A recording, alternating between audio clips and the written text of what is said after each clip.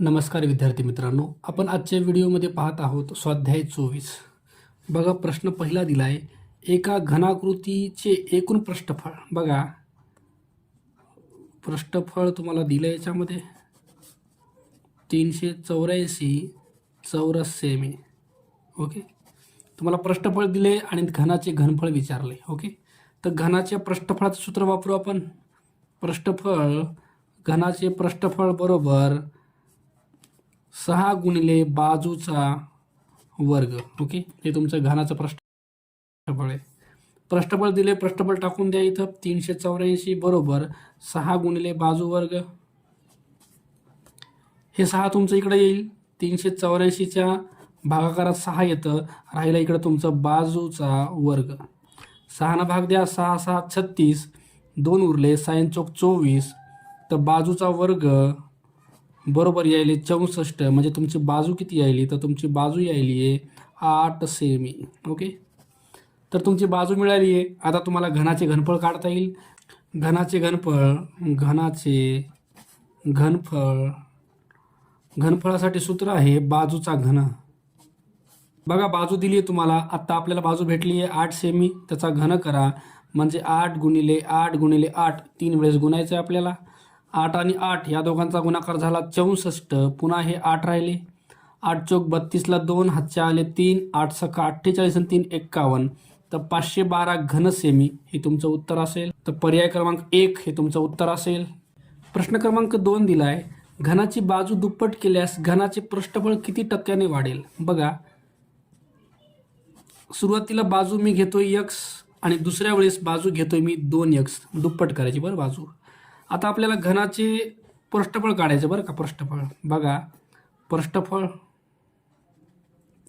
पृष्ठफळाचं सूत्र आहे 6 गुणिले बाजूचा वर्ग.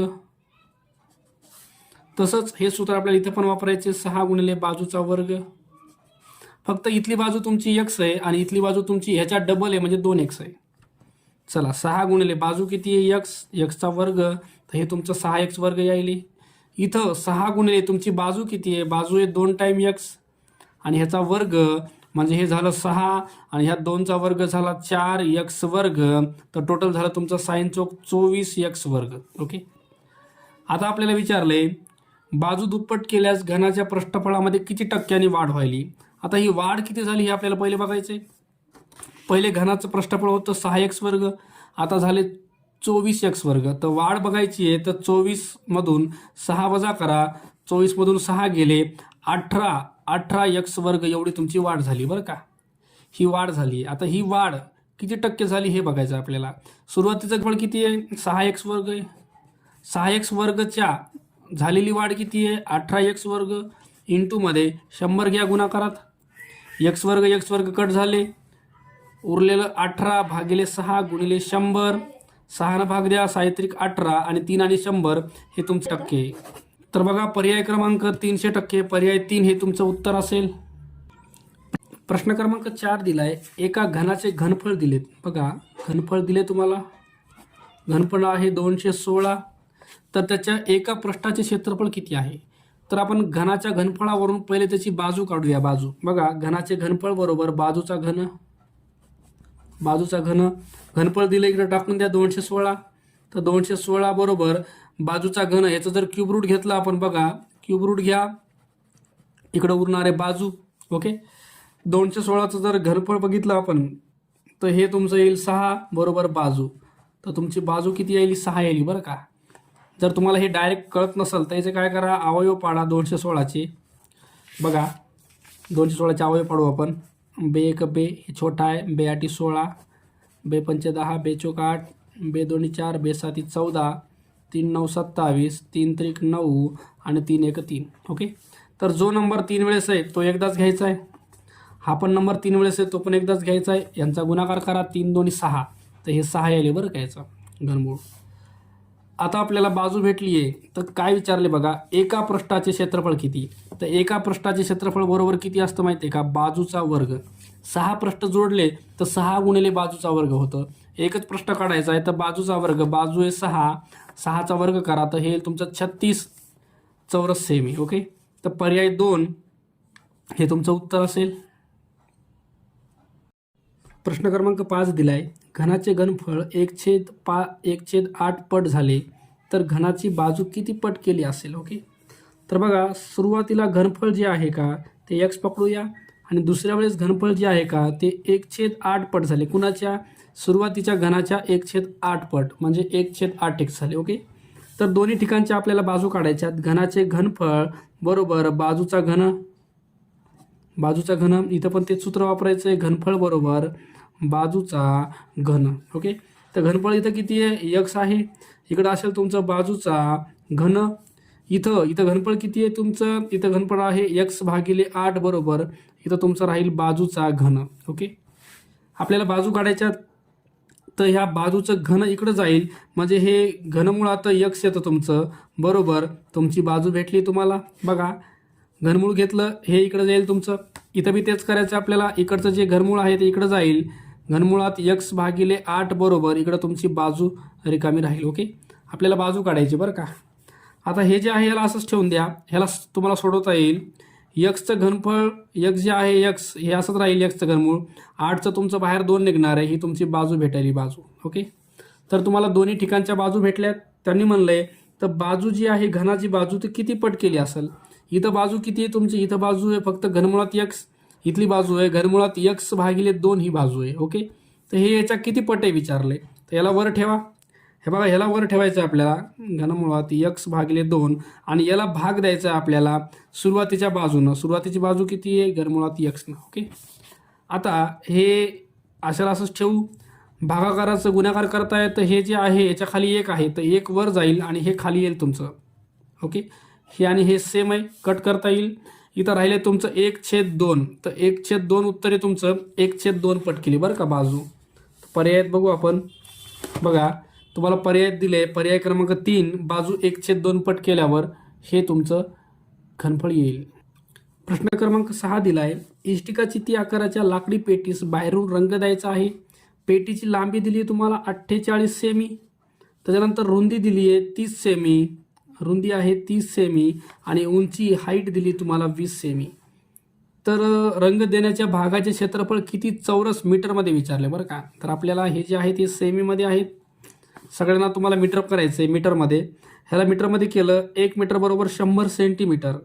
मीटरचं सेंटीमीटर करायचं असेल तर आपण 100नं गुणतो, पण सेंटीमीटरचं मीटर करायचं तर 100नं भाग द्या तर 0.48 मीटर येईल तुमचं. हे इथं 100नं भाग द्या 0.3 मीटर येईल आणि इथं भाग दिल्यावर 0.2 मीटर येईल. ओके, आता आपल्याला रंग द्यायचा आहे. रंग कुठं द्यायचा? आपण याला याचे जे पृष्ठफळ याच्यावर रंग द्यायचा बरं का. म्हणून आपल्याला टोटल याचं पृष्ठफळ काढायचं आहे. ओके, तर टोटल पेटीचं पृष्ठफळ काढू आपण. सूत्र पृष्ठफळाचं सूत्र वापरू. तर सूत्र आहे आपलं 2 कंसात LB + BH + LH. चला किमती टाका याच्यामध्ये. 2 असेच राहतील. L किती तुमचं 0.48 गुणिले B आहे तुमचं 3 0.3 पुन्हा BH म्हणजे 0.3 गुणिले 0.2 LH म्हणजे 0.48 गुणिले 0.2. ओके, चला गुणाकार करून घेऊ आपण यांचा. हे 2 असंच राहतील बाहेर. 8 त्रिक 24ला 4 हातच्या 2 4 त्रिकून 12 2 13 14. हे 1 आणि 2 3 नंतर पॉईंट 0.400 144. इथं 3 2 6 तर 0.6 येईल तुमचं. 1 आणि 1 2 नंतर पॉईंट म्हणजे 0.06 येईल बरं तुमचं. प्लस इथं 82 16ला 6 हातचा 1 4 2 8 1 9. हे 2 आणि 1 3 नंतर पॉईंट म्हणजे 0.096 येईल. मधातली बेरीज करून घेऊ आपण. 0.144 इथं 0.06 आणि इथं आहे 0.096. 6 आणि 4 10ला 0 हातचा 1 9 10 आणि हे 10 20ला 0 हातच्या 2 2 आणि 1 3 0.3 आले बरं तुमची. आणि 0.3ला जर तुम्ही ह्या 2नं गुणलं तर हे येईल तुमचं 0.6 मीटर्स. ओके, चौरस. तर तुम्हाला विचारलं काय बघा किती चौरस मीटर तुमचा क्षेत्रफळ व्हायले. तर तुमचं क्षेत्रफळ व्हायले 0.6 मीटर. पर्याय 1 हे तुमचं उत्तर असेल. प्रश्न क्रमांक 7 दिलाय, 3.5 मीटर लांब 2.5 मीटर रुंद व 2 मीटर उंच पत्र्याची बंदिस्त टाकी तयार करण्यासाठी 120 रुपये प्रति चौरस मीटर दराने एकूण खर्च किती रुपये होईल. ओके, बघा बंदिस्त टाकी बनवायची आपल्याला. इथं पण आपल्याला सूत्र तेच वापरायचे, 2 कंसामध्ये LB plus BH plus LH. Okay. जर हे वरच्या बाजूनं जर उघडं असलं असतं तर याचं सूत्र वेगळं असलं असतं बरं का. तर सूत्र वापरून आपण 2 कंसामध्ये चौरस मीटरमध्ये आहे, सगळे युनिट आपले मीटरमध्येच आहेत. लांबी आहे 3.5 गुणिले रुंदी आहे 2.5 अधिक BH, B किती आहे 2.5 गुणिले H आहे तुमचं 2 आणि LH, L आहे तुमचं 3.5 आणि H आहे 2. ओके. चला हे 2 असेच राहतील, ह्यांचा गुणाकार करू. 25 5 125 ला 5 हातच्या आले 12, 25 त्रिक 75, तर हे तुमचं 87. 2 नंतर पॉईंट येईल, इथं 2.5 2 5 येईल, इथं 3.5 गुणिले 2 केलं तर हे 7 येईल बरं का. चला बेरीज करून घेऊ याची. 7 आणि 5 12, 12 आणि 8.5 बघा 12.00, हे 7 आणि 5 12 झाले आणि हे 8.75. बेरीज जर केली 5 7 पॉईंट हे तुमचं 20 होईल, तर 20.75 आले बरं का. तर हे 20.75 ह्या तिघांची बेरीज आहे. ह्याला इंटूमध्ये कोण आहे, बाहेर 2 आहेत. बाजूला करतो मी. 2 5 चा 10 ला 0 कॅरी 1, 2 7 चा 14 आणि 1 15 ला 5 कॅरी 1, पॉईंटला पॉईंट द्या. 2 0 चा 0, 1 खाली येईल, 2 2 चा 4. तर तुमचं जे टोटल क्षेत्रफळ आहे ते तुमचं 41.50 आहे. तुम्हाला याला रेटनं मल्टिप्लाय करायचं आहे, कारण तुम्हाला इथं किंमत दिली आहे प्रति चौरस मीटरची 120 रुपये. तर ह्याला 120 गुणा तुम्हाला खर्च मिळून जाईल. ओके. चला हे शून्य कटला, त्याच्या बदल्यात पॉईंट पुढं आला म्हणजे हे यायले 415. हे पॉईंटच्या पुढचा शून्य घ्यायची गरज नाही. इथं राहिले तुमच्याकडे 12, 12 पंचे 60 ला 0, हातच्याले 6, 12 1 12 आणि 6, 18 ला 8 हातचा 1, 12 चौक 48 आणि 1 49. तर 4,980 रुपये टोटल तुम्हाला खर्च लागायला आहे. पर्याय बघू आपण. 4,980 पर्याय 3.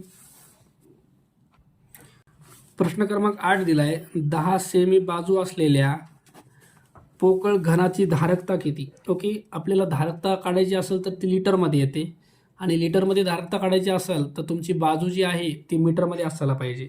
हे मीटरमध्ये करायचे तर याला तुम्हाला 100 भाग द्यायचा आहे. 100 भाग दिला तर हे 0.1 मीटर तुमची बाजू आहे बरं का. आणि तुम्हाला घनफळ काढावं लागेल.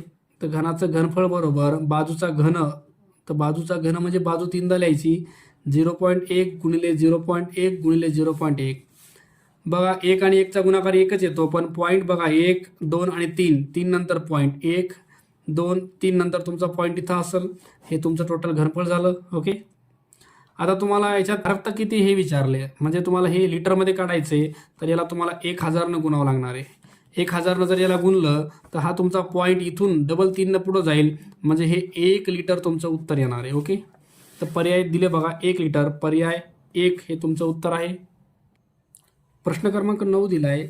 एका घनाकृती ठोकळ्याच्या सर्व कडांची एकूण लांबी 96 आहे.